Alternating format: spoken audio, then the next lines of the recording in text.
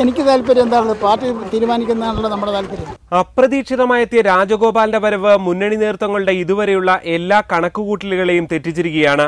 രാജഗോപാൽ എത്തിയത് തങ്ങൾക്ക് ഗുണമേ ഉണ്ടാക്കുമെന്ന് UDF-ഉം LDF-ഉം ഒരേപോലെ അവകാശപ്പെടുന്നു. കഴിഞ്ഞ തവണ തിരുവനന്തപുരത്ത് നടന്നതുപോലെ CPIM വോട്ട് ബാങ്ക് രാജഗോപാൽ തകർക്കുമെന്നതാണ് UDF ക്യാമ്പിന്റെ വിലയിരുത്തൽ.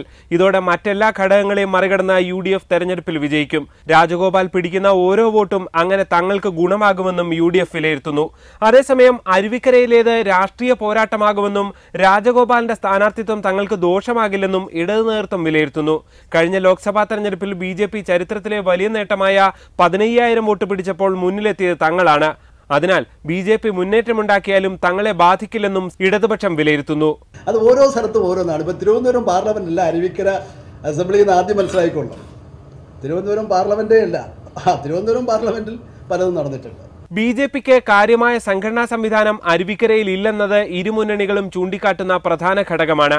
22,000-ലെത്തിയ മെമ്പർഷിപ്പാണ് ഇതിന് BJPയുടെ മറുപടി.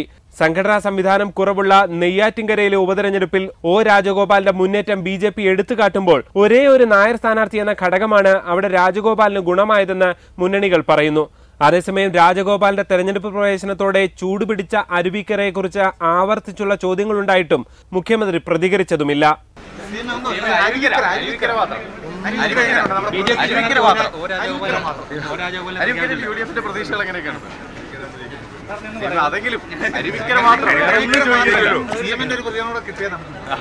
G. ശ്രീജിത്ത്, റിപ്പോർട്ടർ, തിരുവനന്തപുരം.